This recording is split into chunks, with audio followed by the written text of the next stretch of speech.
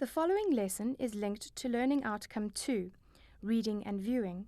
It addresses the assessment standard that requires learners to demonstrate various reading and viewing strategies for comprehension and appreciation.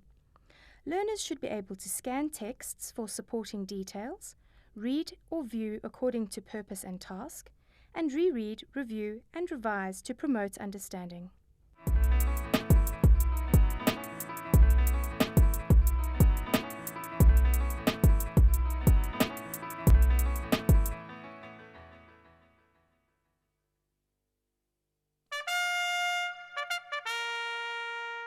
Hello everyone, I'm Nelly Mabaso.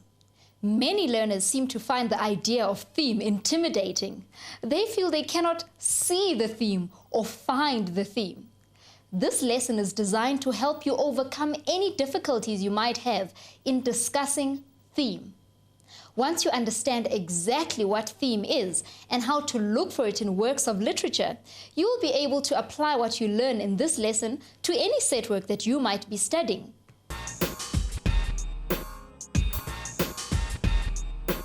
By the end of this lesson, you should be able to define the term theme and find the theme of an extract from a Shakespearean play.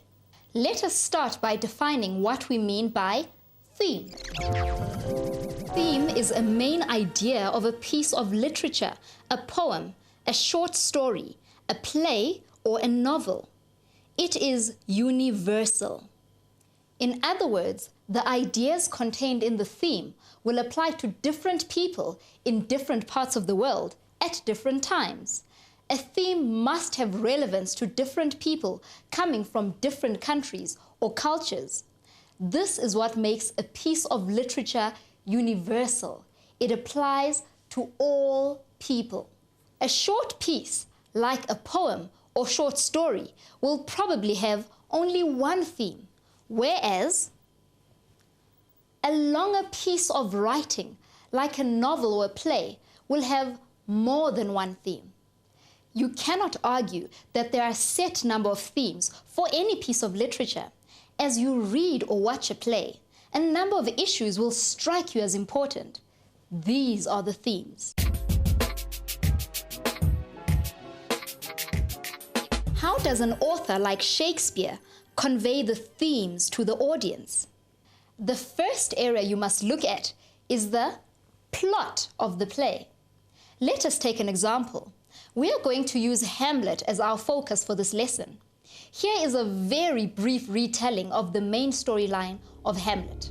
The king of Denmark is murdered by his brother Claudius, who then marries the dead king's wife and becomes king himself. The ghost of the dead king tells his son, Hamlet, what has happened. After some time, Hamlet kills Claudius. So, what would you say are the main issues here? This is what I would say. Murder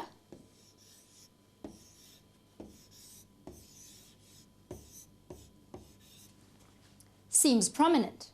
Also, revenge.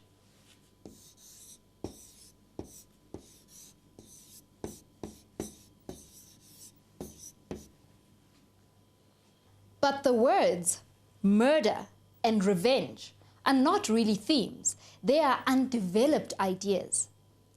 You need to ask yourself, what is Shakespeare saying about murder? What is Shakespeare saying about revenge? He is saying that murder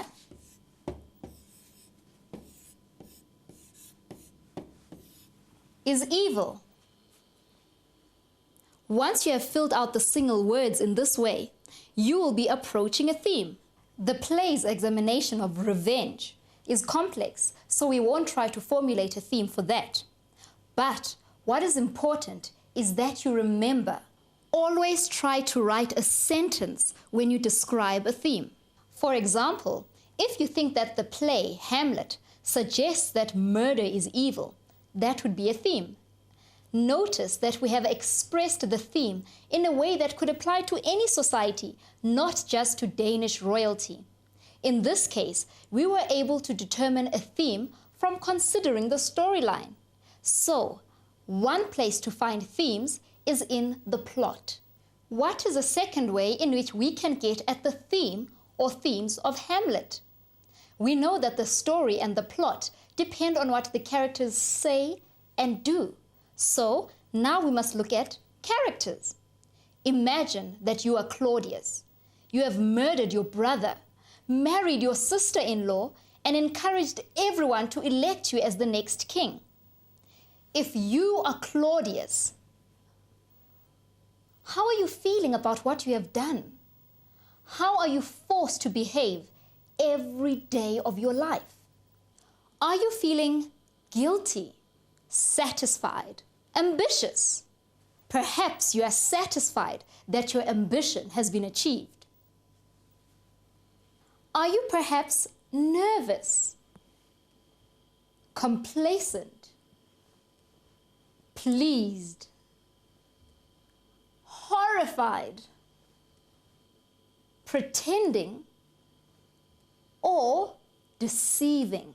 Aren't you forced every day of your life to pretend, to act, to hide the truth of your crime, to deceive everyone? If Shakespeare creates this kind of character for Claudius, then we watch a complex character emerge. What themes might Shakespeare be exploring through such a character? Now, we are not going to talk about Claudius, but about murder and murderers. We could repeat. Murder is evil, but we can now extend this.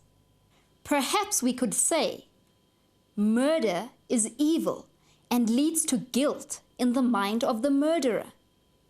Or we might phrase it like this. If a person commits a murder, he or she will suffer from a guilty conscience. This will bring confusion and disorder into the life of the murderer. You can see that a theme can be phrased slightly differently, depending on what aspect the critic, that's you, wants to emphasize. But key points to keep in mind are: a theme should be expressed in a sentence, and a theme is universally applicable. So, we have now seen two ways in which themes can be developed. Remember, themes emerge from the plot and characters. Where else can Shakespeare develop his themes? Characters use language in a play to communicate with others and to speak their thoughts and feelings out loud.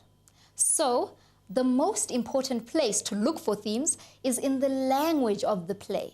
We are going to examine a number of short extracts from the play Hamlet. All of these extracts develop the same theme. Let's see how well you manage to find the theme. Our first extract comes from Act 1. Hamlet's mother, Gertrude, is upset because her son is still mourning his father so deeply. She argues that death comes to everyone. Hamlet agrees.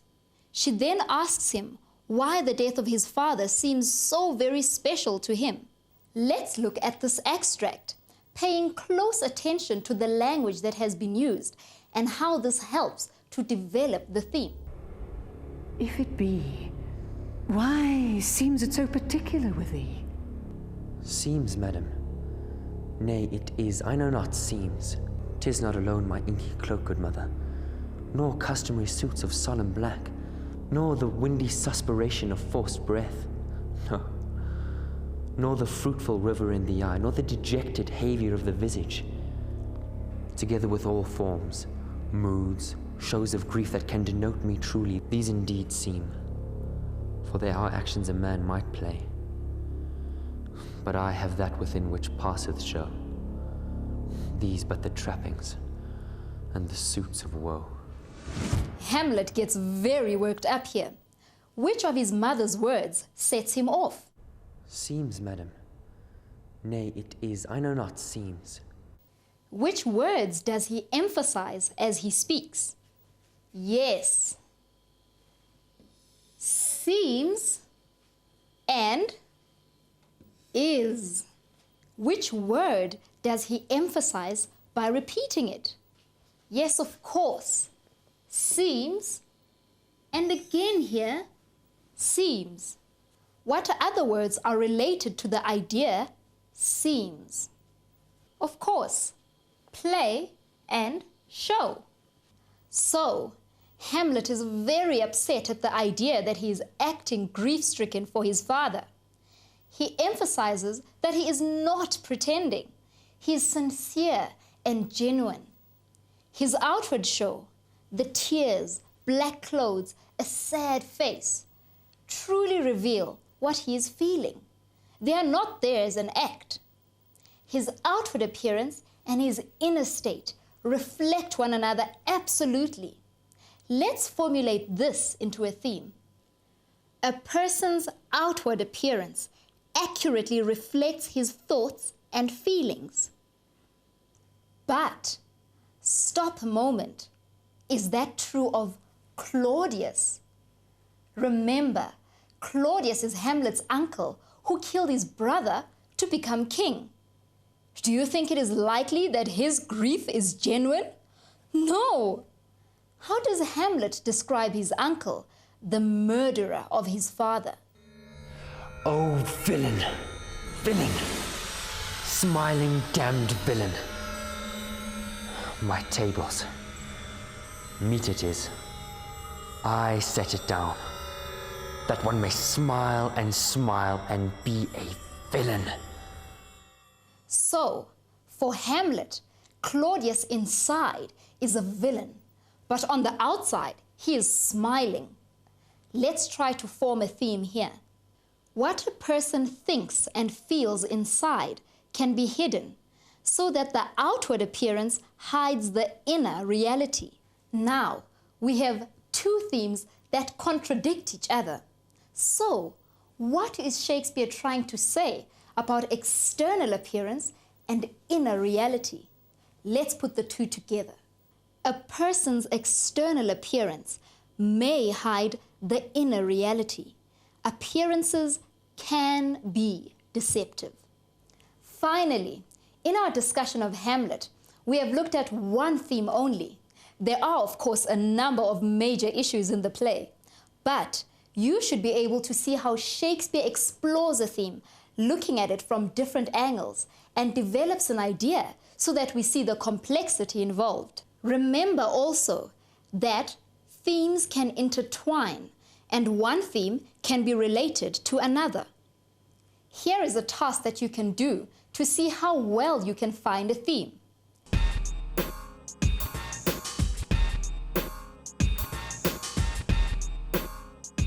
Read the following line from Hamlet. Act 1, Scene 5, line 90. Hamlet has just seen his father's ghost, although he has not yet spoken to him. Hamlet says, "Something is rotten in the state of Denmark." Which theme do you think is explored here? Is it Denmark is evil because a murder has been committed there? Or the ghost is about to tell Hamlet that he was murdered? Is it supernatural events are a sign of corruption in the state? Or rather, ghosts are evil because they walk at night? By now, you should feel much more confident when you are asked to discuss a theme in one of Shakespeare's plays. From me, goodbye.